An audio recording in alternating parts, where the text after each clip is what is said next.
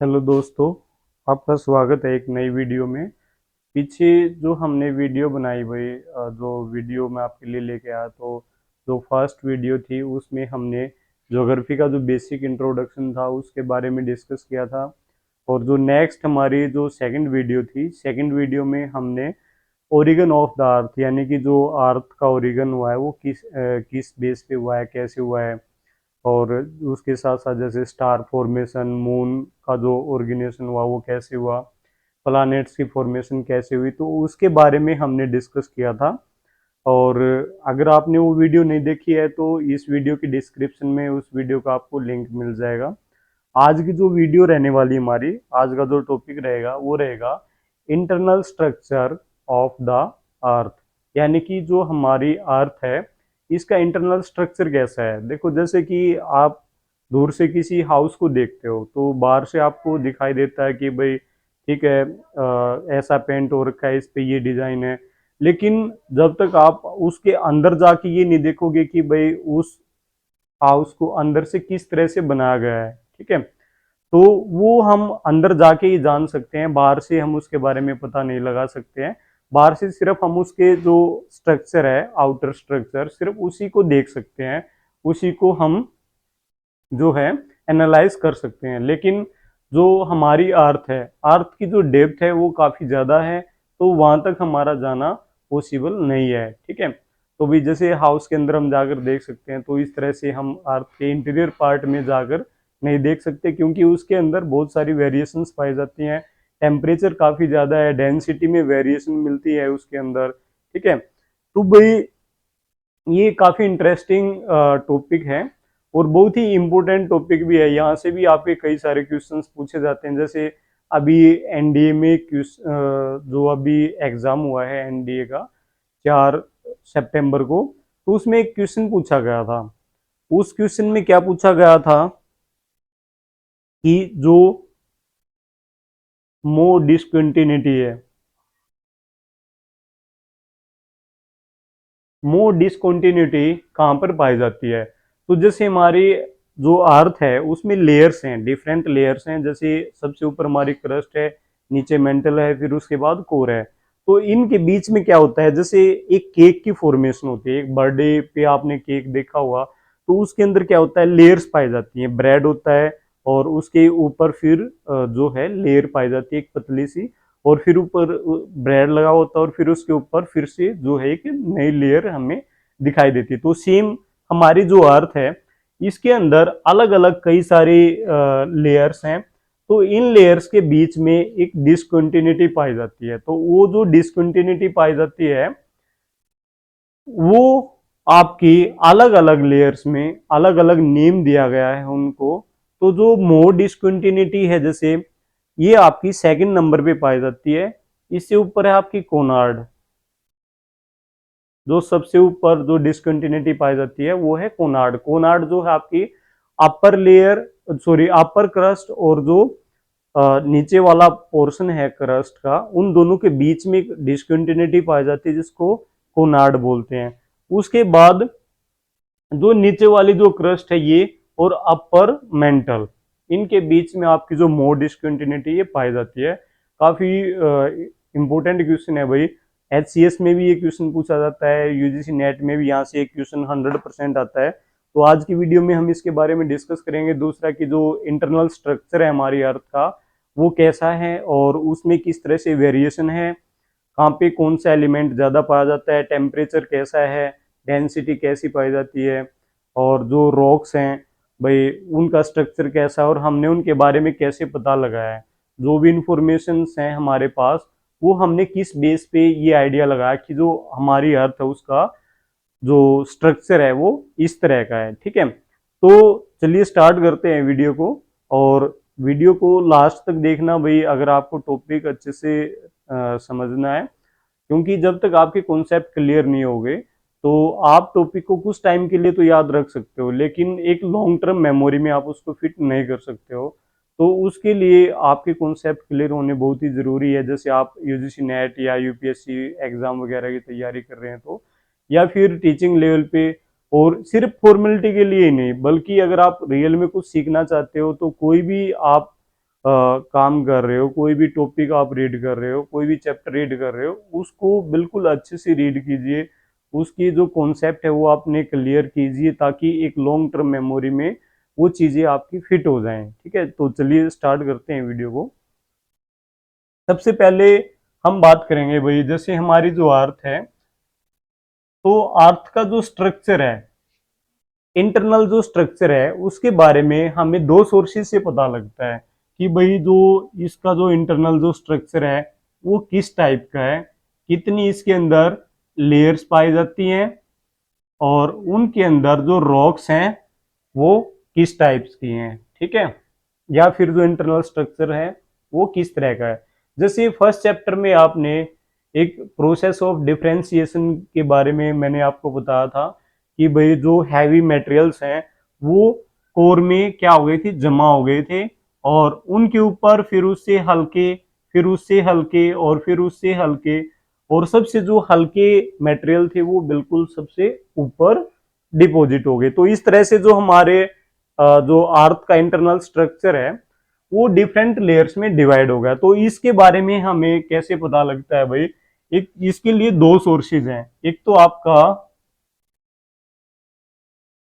Direct और एक indirect. ये दो तरह के सोर्स हैं जिससे हमें ये पता लगता है कि भाई जो हमारा इंटरनल स्ट्रक्चर है अर्थ का वो किस तरह का है। और ये भी जस्ट आइडिया ही लगाया गया है, क्योंकि इसके अंदर तक हम जाके देख नहीं सकते हैं, इसके अंदर तक नहीं जा सकते क्योंकि काफी गहराई है इसकी। और जो रेडियस है अर्थ का वो कितना है, 6370 किलोमीटर। 6370 किलोमीटर हमारा क्या है, रेडियस अर्थ का। तो काफी ज्यादा इतनी गहराई तक जाना पॉसिबल है नहीं भाई, क्योंकि जो मनुष्य है, मनुष्य ने सिर्फ क्या किया अब तक, हम कहां तक जान पाए हैं, 3 से 4 किलोमीटर तक माइंस खोदी गई हैं। कहां पर, साउथ अफ्रीका में। साउथ अफ्रीका के अंदर गोल्ड की माइंस खोदी गई हैं। तो वो भी कितनी है, 3 से 4 किलोमीटर तक ही हम वो माइंस खोद पाए हैं। यानी कि वहां तक का तो हमें पता है, 3 से 4 किलोमीटर गहराई तक का, कि भाई कहाँ पर कैसा स्ट्रक्चर है। और फिर हम उसके बेस पे ये भी नहीं कह सकते हैं कि अफ्रीका के अंदर वैसा स्ट्रक्चर है तो इंडिया के अंदर भी वैसा ही होगा, ऑस्ट्रेलिया में भी वैसा ही होगा। क्योंकि इसमें क्या है कि जगह के हिसाब से जो रॉक्स हैं वो डिफरेंट डिफरेंट कैटेगरीज में है, और उनके अंदर जो मिनरल्स हैं वो भी डिफरेंट डिफरेंट है, यानी कि उनकी जो फॉर्मेशन है वो भी डिफरेंट है। और इससे अलग जो हमारा आर्कटिक ओशियन है नॉर्थ पोल के पास, वहां पर हमने 12 किलोमीटर तक की जो है ड्रिल की है। एक प्रोजेक्ट पे मिलके जो है अलग अलग कंट्रीज के द्वारा प्रोग्राम चलाया जा रहा है, ताकि नीचे गहराई तक हम ड्रिलिंग करें और ज्यादा से ज्यादा जो इंफॉर्मेशन है वो हम कलेक्ट कर सकें। तो उसके लिए आर्कटिक ओशन में 12 किलोमीटर तक की हमने ड्रिलिंग की है अभी तक। तो 12 किलोमीटर तक के हमें जो प्रूफ्स हैं, एविडेंस है वो मिले हैं। लेकिन उसके बेस पे भाई ये जो 6370 किलोमीटर है, तो ये तो हमारा बहुत ही ज्यादा है, तो उसके सामने तो 12 किलोमीटर कुछ भी नहीं है। ठीक है, तो इसका जो हमें पता लगता है वो दो सोर्सेज से पता लगता है, एक तो डायरेक्ट सोर्सेज और दूसरे इनडायरेक्ट सोर्सेज।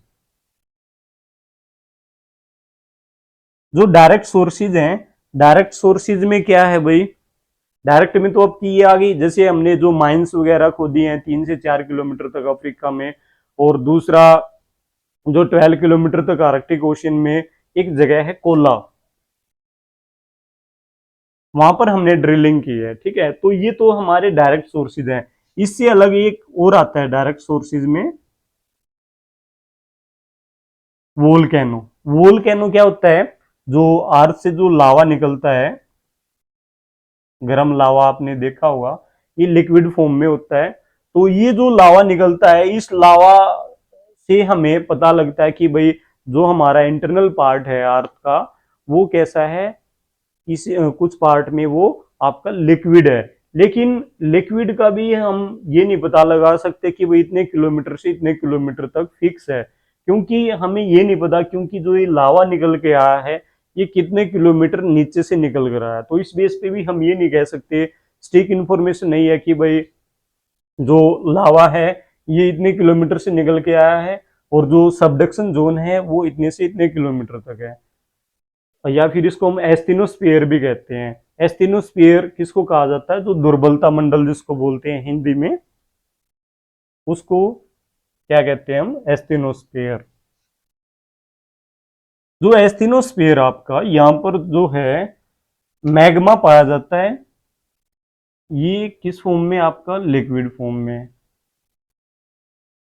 यहाँ पर बेसिकली जो हमारी प्लेट्स हैं, प्लेट्स क्या होती हैं, एक बहुत बड़ा पार्ट होता है इसका लैंड मास का, या फिर ये ओशन प्लेट्स भी हो सकती हैं। तो इसमें क्या होता है कि जो प्लेट्स हैं वो डिफरेंट डिफरेंट डायरेक्शंस में मूव करते हैं, डिफरेंट डिफरेंट तरीके से।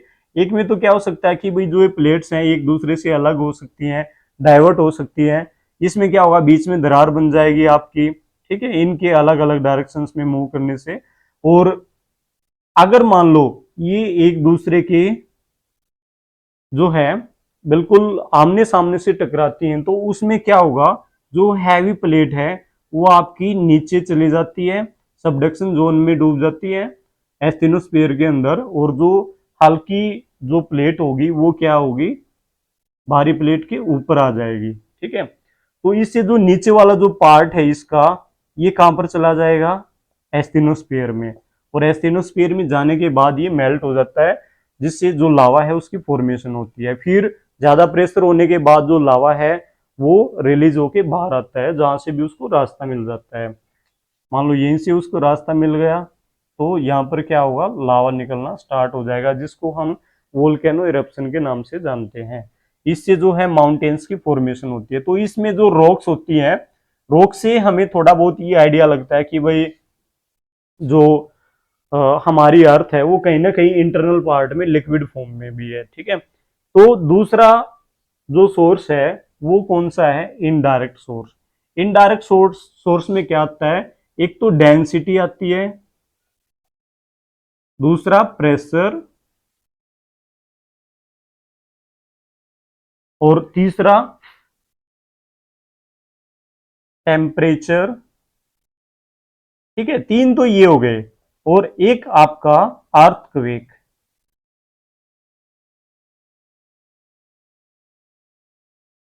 अर्थक्वेक, तो जो डेंसिटी है, डेंसिटी में भी वेरिएशन पाई जाती है। जहां पर ज्यादा बड़े बड़े माउंटेन्स है हमारे सरफेस के ऊपर, वहां पर गहराई तक जो है डेंसिटी ज्यादा पाई जाती है क्रस्ट में। और जो अपर मेंटल वाला जो हिस्सा है, जो ये वाला जो हिस्सा है, देखिए जो ये वाला है, ये तो आपका क्या है, ओशन का पार्ट है। और ये वाला जो हिस्सा है अपर क्रस्ट, टोटल क्रस्ट आ गई इसमें, और जो मेंटल है इसका लगभग 200 किलोमीटर तक इसका एक्सटेंड है। तो इस पोर्शन को मिलाकर ये क्या बनता है, लिथोस्फीयर, ठीक है। और ये वाला जो पोर्शन है ये सबसे ज्यादा सॉलिड पार्ट है हमारे इंटरनल स्ट्रक्चर में। तो यहाँ पर क्या है, जो माउंटेन्स है, माउंटेन्स होने की वजह से ये गहराई तक, काफी गहराई तक जो, मतलब जैसे एक मिनट देखिए, जैसे हिमालय है, हिमालय को अगर हम बाहर से देखें, बाहर से देखते हैं तो हमें ऊंचे ऊंचे माउंटेन्स दिखाई देते हैं, हिल्स दिखाई देती हैं।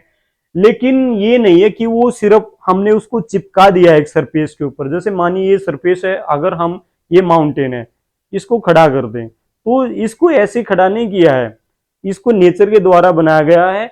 जो हो सकता है ये जितना बाहर है इससे ज्यादा इसकी जो जड़ें हैं वो नीचे फैली हुई हो इंटरनल स्ट्रक्चर के अंदर, ठीक है। तो यहाँ पर जो डेंसिटी है, डेंसिटी काफी अलग पाई जाती है इस पोर्शन से।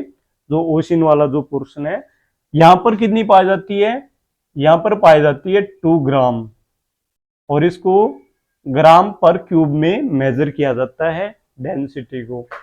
तो यहाँ पर कितनी मिलती है, जहां पर माउंटेन्स होते हैं, माउंटेन्स है जिस पोर्शन में, जैसे आपका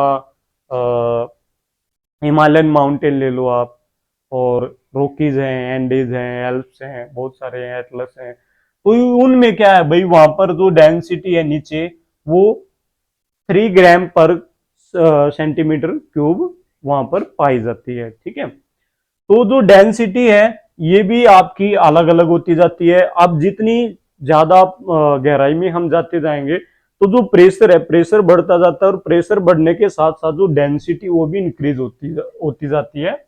दूसरा जो मेंटल है, मेंटल वाला जो पोर्शन है ये वाला, ये आपका मेंटल है भाई, लगभग 100 किलोमीटर से लेकर 2900 किलोमीटर तक। इस पोर्शन के अंदर आपका ऊपर वाले पोर्शन में तो एस्थिनोस्फीयर पाया जाता है अपर मेंटल में।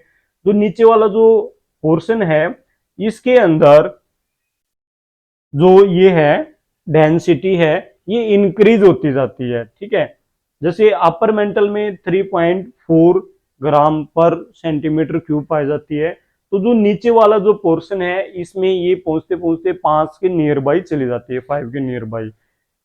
फिर जो आपका अपर कोर है, अपर कोर में हर एक के दो दो पार्ट में हमने डिवाइड कर रखा है, upper crust, lower crust, upper mantle, lower mantle, upper core और फिर इनर कोर।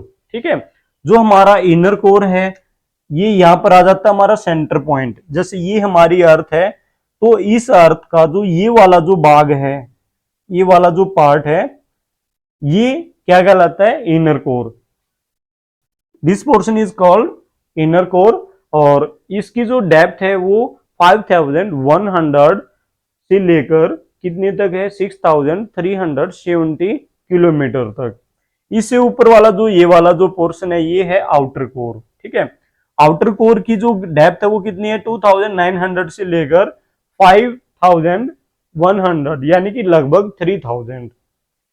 इससे ऊपर वाला जो पोर्शन है ये आपका मेंटल का है। इसको भी हम 2 पार्ट्स में डिवाइड करते हैं, लोअर मेंटल और अपर मेंटल। अपर मेंटल में आपका एस्थिनोस्फीयर आता है या सबडक्शन जोन, जहां पर जो प्लेट्स हैं, जैसे मान लो ये हैवी प्लेट है और ये आपकी लाइट प्लेट है, तो क्या होगा कि जो हैवी प्लेट है वो नीचे चली जाएगी मैग्मा के अंदर, क्योंकि नीचे सॉलिड पार्टिकल नहीं है और ये अपने आप में सॉलिड है दोनों प्लेट्स, और इनके नीचे क्या है, लिक्विड है। तो जब सॉलिड के ऊपर ज्यादा प्रेशर आता है तो नीचे जल्दी डूब जाएगी। अब जैसे एक एग्जांपल लो, आप किसी तालाब में नहा रहे हो, तो दो फ्रेंड हो आप, एक में वेट है 70 kg और एक में वेट है 40 kg, तो जो जल्दी डूबेगा वो कौन सा डूबेगा पानी के अंदर, 70 kg वाला डूब जाएगा। ठीक है, क्योंकि उसमें वेट ज्यादा है, तो वेट ज्यादा होगा तो जल्दी नीचे जाएगा। तो सेम ऐसा है यहाँ पर भी, जो प्लेट्स हैं, जैसे मान लो ये प्लेट हैवी है तो ये क्या होगी, नीचे चली जाएगी, और ये जो हल्की प्लेट है ये इसके ऊपर आ जाएगी। तो ये जो नीचे वाला जो पोर्शन है ये क्या हो जाएगा, सबडक्शन जोन में जाने के बाद हैवी टेम्परेचर होने के कारण ये मेल्ट हो जाता है और प्रेशर बढ़ जाता है वहां पर इसका मैग्मा का।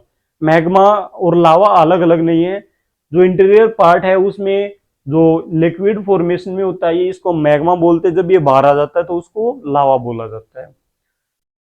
तो भाई जो डेंसिटी है ये डिफरेंट डिफरेंट है, और ये सेंटर तक जाते जाते जो डेंसिटी है वो लगभग 13 ग्राम पर सेंटीमीटर क्यूब हो जाती है। ठीक है, तो काफी ज्यादा बढ़ जाती है क्योंकि प्रेशर बढ़ता जाता है। ठीक है, और प्रेशर के बढ़ने के साथ साथ जो डेंसिटी वो भी बढ़ जाती है। अब जैसे हमने जो डायरेक्ट सोर्सेज की बात की थी, जो हम खुदाई की हमने 12 किलोमीटर तक ड्रिलिंग की है, तो उसके बेस पे हमने पता लगाया कि जो टेम्परेचर है, टेम्परेचर आपका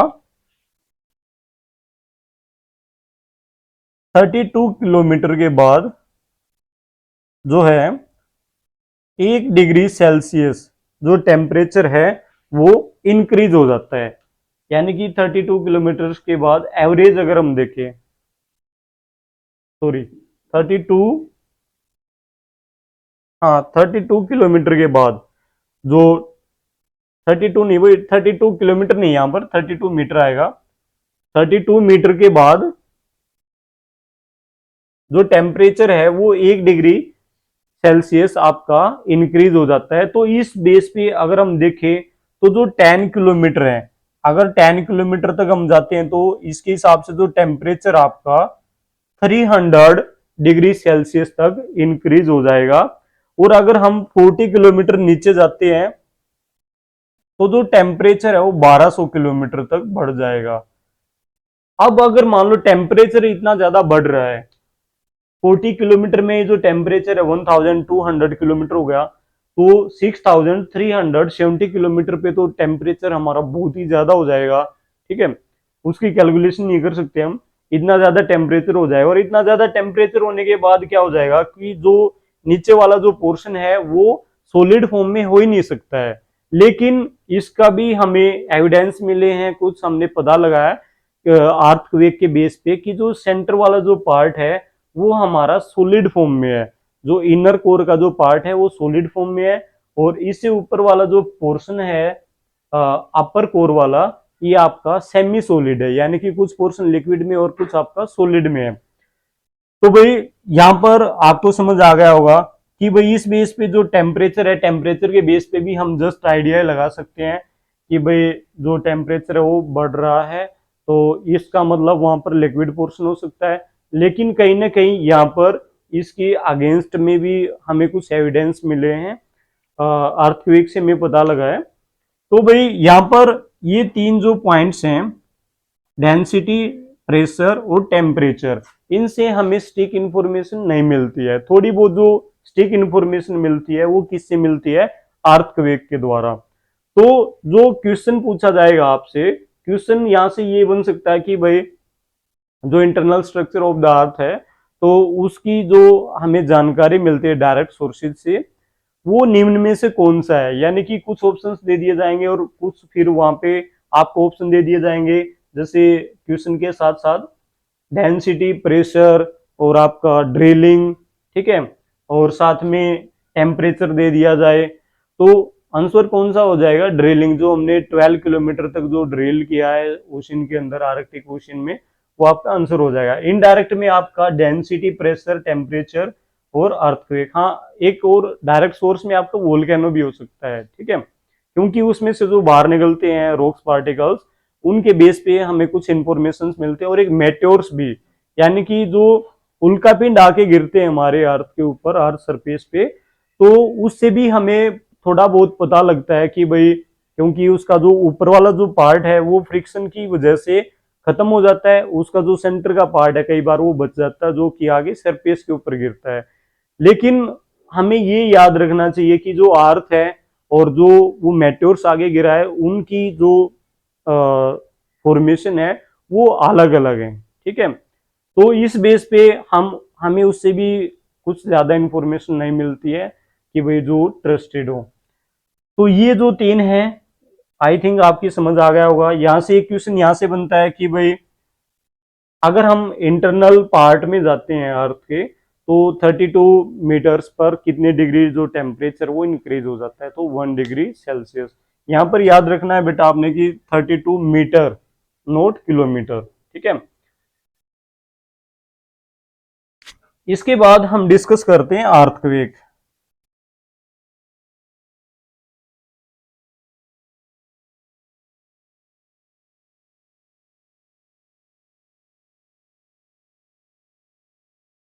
सबसे पहले तो आपको ये पता होना चाहिए कि भाई अर्थक्वेक होता क्या है। अगर हमें कहीं पे भी क्रस्ट के ऊपर, अगर मान लो कहीं पे हम यात्रा कर रहे हैं या कहीं पर हम खड़े हैं, तो हमें वाइब्रेशन महसूस होती है, कंपन महसूस होता है, तो वो क्या है, अर्थक्वेक है। जैसे आप किसी रेलवे स्टेशन के पास से गुजरे होगे, तो जैसे ही ट्रेन वहां से पास होती है तो वहां पर हमें कंपन महसूस होता है, वो क्या है, अर्थक्वेक है। लेकिन वो एक बहुत ही कम लेवल है उसका, अर्थक्वेक का। अर्थक्वेक के जो रीजन है वो कई सारे हो सकते हैं। जैसे मान लो भाई हमने कहीं पे ब्लास्ट कर दिया, तो ब्लास्ट, माइंस में जैसे ब्लास्ट करते हैं, तो ब्लास्ट से क्या होगा, वहां पर कंपन क्रिएट होगा, और कंपन क्रिएट होगा तो वो क्या कहलाएगा, अर्थक्वेक कहलाएगा।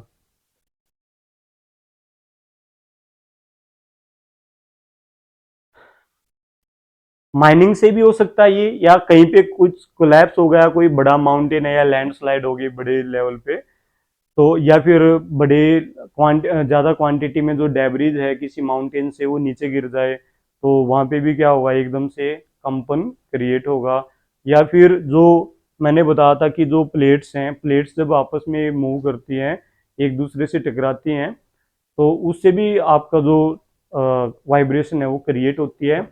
तो वो क्या है, नेचुरली अर्थक्वेक है। ठीक है, अर्थक्वेक को हम टू पार्ट्स में डिवाइड कर सकते हैं, मैन मेड और दूसरा नेचुरली।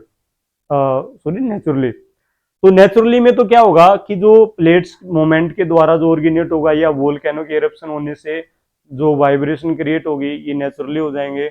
या फिर हाँ, मैन तो दो ही है। अगर मैन मेड की हम बात करें तो जैसे माइनिंग अगर हम करते हैं तो वहां पर कुछ कोलैप्स हो जाता है या फिर विस्फोट करते हैं उसके अंदर, या कोई बड़ी बिल्डिंग को एकदम से गिरा जाता है तो उससे वाइब्रेशन क्रिएट होती है, वो अर्थक्वेक कहलाता है। तो जो अर्थक्वेक है, अर्थक्वेक जहां पर ओरिजिनेट होता है, ये कौन सा पॉइंट होता है, फोकस। इसके ठीक 90 डिग्री पर अर्थ सरफेस के ऊपर जहां पर सबसे पहले उसको महसूस किया जाता है, किसको, वाइब्रेशन को, तो वो कौन सा होगा भाई, एपी सेंटर। वो कौन सा होगा, एपी सेंटर। ठीक है, यानी कि जहां पर नीचे इंटीरियर पार्ट में वाइब्रेशन ओरिजिनेट हुई तो वो तो फोकस पॉइंट होगा, यानी कि अर्थक्वेक वहां से ओरिजिनेट हुआ है।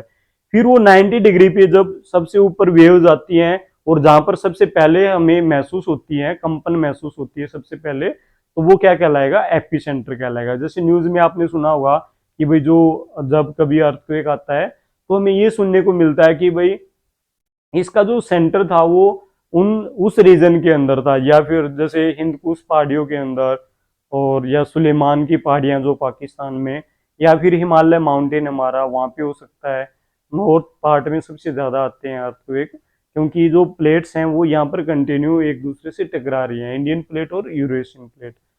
तो भाई सबसे पहले जो इंटरनल पार्ट में जहां से ओरिजिनेट होगा वो फोकस पॉइंट कहलाएगा, और सबसे पहले जो अर्थ सरफेस पे हम महसूस करेंगे जिस भी प्लेस के ऊपर, तो वो एपिसेंटर कहलाएगा।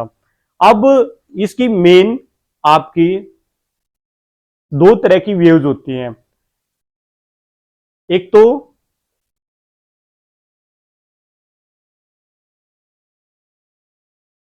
बॉडी वेव्स होती हैं और एक होती है सरफेस वेव्स।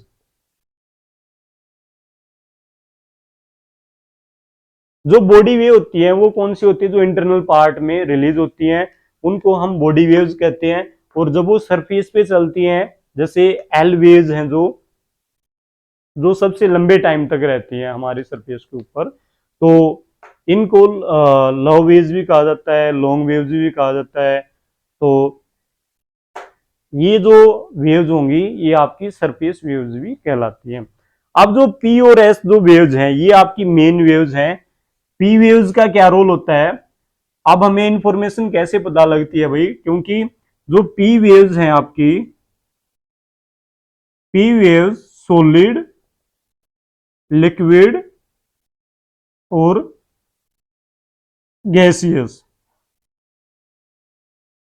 इन तीनों फॉर्म में से पास हो सकती है जो पी वेव्स होती हैं। ठीक है, और जो एस वेव्स होती हैं, एस वेव्स आपकी सिर्फ और सिर्फ सॉलिड से पास होंगी।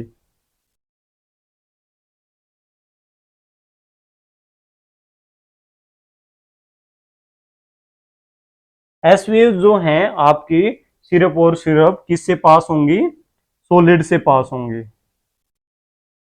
तो भाई अब जो अर्थक्वेक आएगा, अर्थक्वेक को हम मेजर करते हैं, एक यंत्र होता है सीस्मोग्राफ। सीस्मोग्राफ के द्वारा क्या किया जाता है, इसकी ग्राफिंग की जाती है अर्थक्वेक की, और उसे पता लगाया जाता है कि मान लो जैसे यहां पर अर्थक्वेक आया है, तो यहां पर अर्थक्वेक आया तो किस रीजन में जो है पी वेव्स पास हुई और किस रीजन में जो है सिर्फ और सिर्फ एस वेव्स पास हुई। तो उससे हमें ये पता लगता है कि भाई जहां से एस वेव्स पास हुई इसका मतलब वहां पर सॉलिड पोर्शन है, और पी वेव जहां से पास हुई इसका मतलब वहां पर लिक्विड भी है, गैस भी है और आपका सॉलिड भी है। लेकिन पी वेव्स में भी क्या होता है कि इसकी जो स्पीड होती है वो अलग अलग हो जाती है, कि इसमें अलग अलग जो सिचुएशंस होगी, जहां पर अगर मान लो सॉलिड पार्टिकल्स है तो उसमें जो स्पीड है वो अलग हो जाएगी, और जो गैसियस होगा वहां पर ज्यादा हो जाएगी, और जो आपका लिक्विड होगा वहां पर डिफरेंट, मतलब सॉलिड, लिक्विड और गैसेस तीनों में ये अलग अलग तरीके से बिहेव करती है। ठीक है, तो इससे क्या पता लगता है भाई कि जो हमारा जो इंटरनल पार्ट है वो किस तरह से बना हुआ है, यानी कि उस रीजन के अंदर सॉलिड पोर्शन कौन सा है, कहां पर ज्यादा सॉलिड रॉक्स हैं और कहां पर लिक्विड जो है लेयर्स हैं। ठीक है, तो यहां से एक क्वेश्चन पूछा जाता है, जो ये जिस अक्षेत्र से एस वेव्स आपके पास नहीं होती है और पी वेव्स भी वहां पर जाकर गायब हो जाती है, उसको क्या बोला जाता है, अर्थक्वेक शैडो जोन। और ये जो अर्थक्वेक शैडो जोन है ये आपका कितने डिग्री से कितने डिग्री तक पाया जाता है। नेट में ये जो क्वेश्चन आपका काफी टाइम पूछा जा चुका है भाई, बहुत बार आ चुका है ये क्वेश्चन, एस्टेट में भी ये क्वेश्चन पूछा गया है। 105 डिग्री से लेकर 145 डिग्री तक ये अर्थक्वेक शैडो जोन है। ठीक है, अर्थक्वेक शैडो जोन क्या है, 105 डिग्री से लेकर 145 डिग्री, यानी कि इस डिग्री के बीच में, इस रीजन के अंदर, इस पोर्शन के अंदर जो हमारी वेव्स हैं वो गायब हो जाती हैं। लगभग 40% जो हिस्सा है वो शैडो जोन का वो एस वेव्स के द्वारा बनाया जाता है। ठीक है, और जो एस वेव्स होती हैं ये काफी डिस्ट्रक्टिव भी होती हैं और इनसे काफी ज्यादा कैजुअलिटी भी होती है। ठीक है, तो इस बेस पे हमें ये पता लगता है कि भाई कौन सा पोर्शन हमारा सॉलिड फॉर्म में है, कौन सा हमारा सेमी सॉलिड में है, कौन सा हमारा लिक्विड फॉर्म में। तो सबसे ज्यादा जो एविडेंस मिलते हैं हमें वो किससे मिलते हैं, अर्थक्वेक से मिलते हैं। ठीक है, जो अर्थक्वेक है इसको सिस्मोग्राफ के द्वारा मापा जाता है। अब एक बात और करते हैं कि एक तो होता है इंटेंसिटी स्केल,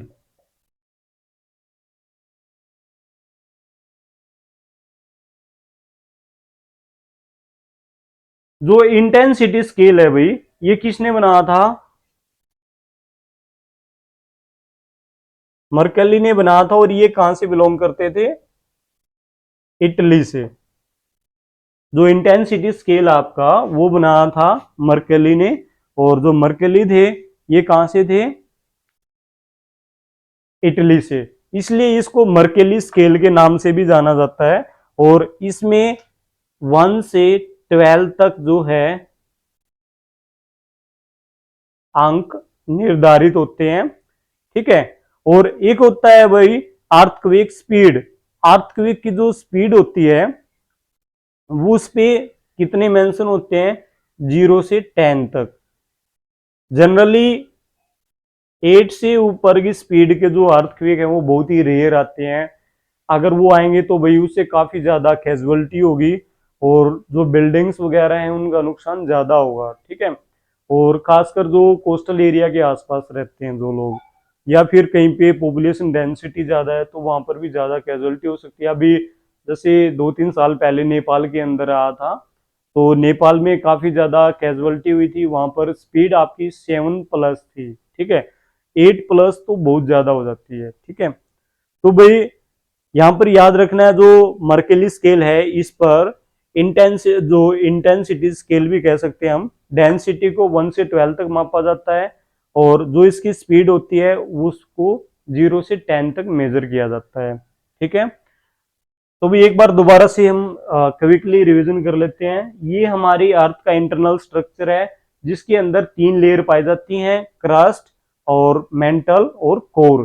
कोर को भी 2 पार्ट्स में, सॉरी, क्रस्ट को हम 2 पार्ट्स में डिवाइड करते हैं, अपर क्रस्ट, लोअर क्रस्ट। इसी तरीके से मेंटल को भी अपर मेंटल और लोअर मेंटल, इसी तरीके से कोर को भी अपर कोर और लोअर कोर। जो अपर क्रस्ट है, अपर क्रस्ट यानी कि जहां पर हम रह रहे हैं, ये आपको दिखाई दे रहे होंगे भाई, ये क्या है, माउंटेन्स का रीजन है और ये ओशियन का पार्ट है। अब जैसे आपको पता है कि भाई लगभग 71% पर जो है वाटर है अर्थ के ऊपर, और 29% पे हमारा लैंड मास है। तो यहाँ पर क्या है कि जो यहाँ पर ओशियंस पाए जाते हैं वहां पर क्रस्ट की मोटाई काफी कम हो जाती है, और जहां पर माउंटेन्स है वहां पर इसकी जो मोटाई है वो काफी थिक है। और इसी तरीके से जो डेंसिटी है वो भी आपकी डिफरेंट पाई जाती है।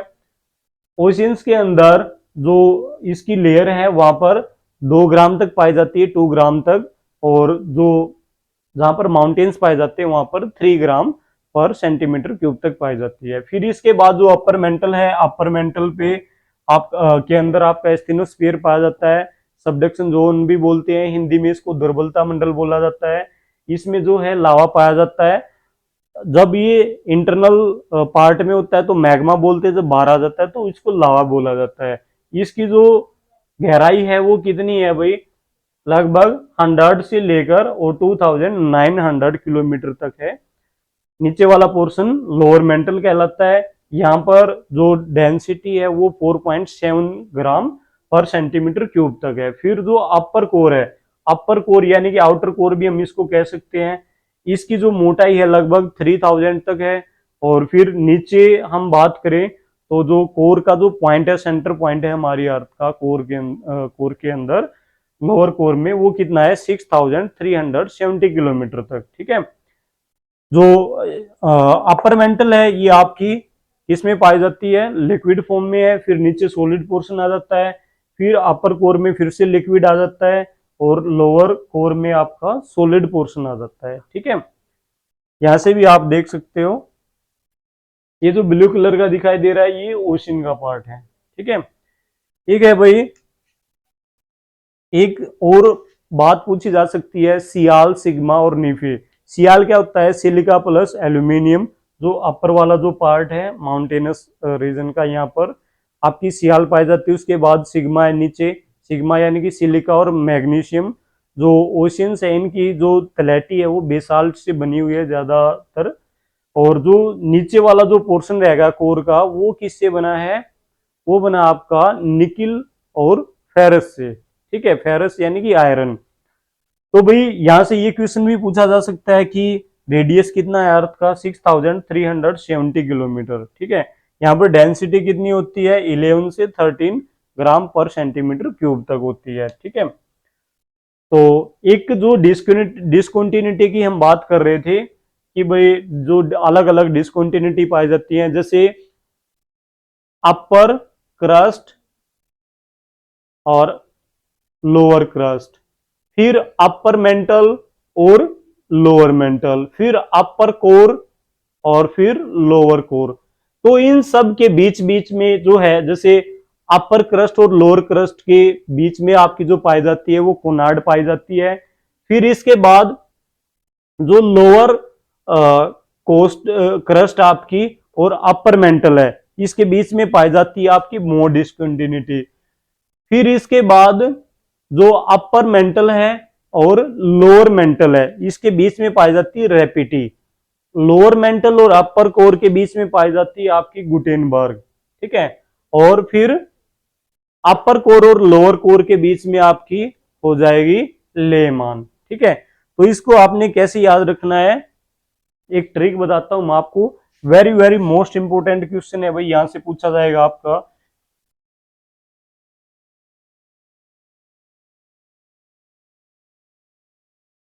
ये हमने इनके फर्स्ट वर्ड ले लिए KMRGL। इसे एक ट्रिक बना सकते हो आप, कमर में जेल लगा। ठीक है, थोड़ी सी अटपटी है भाई, सुन के आपको हंसी आएगी, लेकिन भाई हमें तो याद रखना है, इसको ट्रिक बनानी है। और कई बार इनकी सीक्वेंस भी पूछ ली जाती है, ऊपर से नीचे या नीचे से ऊपर, तो इससे आपका कोई भी मिस नहीं होगा। कमर में जेल लगा, कमर यानी कि KMR, के से कोनार्ड, M से मो और R से रेपिटी। जेल लगा यानी कि G से गुटेनबर्ग और L से लेमान। ठीक है। तो भाई हर लेयर्स के बीच में सीक्वेंस में आप लगा लेना, इसको लिख लेना अच्छे से, ये वेरी वेरी मोस्ट इंपोर्टेंट है। यूजीसी नेट में हर बार एक क्वेश्चन पूछा जाता है, स्टेट में पूछा जाता है। अब तो NDA में भी पूछा गया था, जो 4 तारीख को हुआ था, अभी लेटेस्ट एग्जाम हुआ था, उसमें ये पूछ रखा था आपका मोड डिस्कंटिन्यूटी। और एक सेट में आपका गुटेनबर्ग का भी पूछा हुआ था क्वेश्चन, और स्टेट में भी ये क्वेश्चन पूछे जाते हैं। कोई भी टीचिंग एग्जाम दोगे आप, टीचिंग पोस्ट से रिलेटेड, तो उसमें भी यहाँ से क्वेश्चन आता है। एक आपने अर्थक्वेक शैडो जोन को याद रखना है, वो कितना है 105 से लेकर 145 डिग्री तक। ठीक है। ये हमारा शैडो जोन है, और इसको आप अच्छे से ध्यान में रखना। ठीक है भाई, तो ये था हमारा जो interior structure of the earth या internal part of the earth कह सकते हो आप, उसके बारे में हमने स्टडी की इसमें। तो भाई यहाँ से आपके 4-5 क्वेश्चन जरूर बनते हैं, अर्थक्वेक से रिलेटेड हो सकता है, एग्जाम्पल पूछा जा सकता है डायरेक्ट और इनडायरेक्ट का। और जो अर्थ के अंदर एक बात और रह गई भाई, जैसे अर्थ के अंदर जो भी ये होते हैं फोर्सेस होते हैं उनको हम इंडोजेनिक फोर्सेस बोलते हैं, और उसके द्वारा जो बाहर फॉर्मेशन होती है, जैसे हिमालय है, हिमालय की उत्पत्ति किसके द्वारा हुई है? इंडोजेनिक फोर्सेस के द्वारा हुई है। जो नीचे वर्क करते हैं रिजल्ट उनका ऊपर देखने को मिलता है। तो इसी तरीके से एक्सोजेनिक फोर्सेस जो हैं वो सरफेस एरिया के ऊपर काम करते हैं, सरफेस के ऊपर। जैसे इसमें आपका वाटर, टेम्परेचर, एयर, ग्लेशियर्स के द्वारा जो डिफरेंट वेदरिंग और जो इनकी इरोजन की जो प्रोसेस होती है, उनसे डिफरेंट टाइप्स की आपकी टोपोग्राफी देखने को मिलती है। इससे क्या होता है कि नेचर का जो बैलेंस वो मेंटेन रहता है। तो एक अगर मान लो कहीं पे, जैसे डेविस ने बताया था कि भाई कहीं पे फॉर्मेशन हो रही, तो उसके साथ साथ उसकी जो है डिस्ट्रक्शन भी हो रहा है, यानी कि वो खत्म भी हो रहा है, डिस्ट्रॉय भी हो रहा है। तो ये जो है एक साइकिल चलता रहता है। ठीक है, अलग अलग साइकिल्स हैं, डेविस का है, पेंक का है, इनको हम बाद में डिस्कस करेंगे। तो आज की वीडियो में बस इतना ही था भाई। वीडियो अच्छी लगे तो लाइक शेयर जरूर करना, और साथ में कमेंट भी करना भाई। और अगर आपका कोई भी डाउट है तो आप कमेंट सेक्शन में लिख सकते हो जो भी आपका डाउट है, और नेक्स्ट वीडियो मैं जल्दी लेके आऊंगा आपके लिए। बने रहिएगा तब तक। Thank you.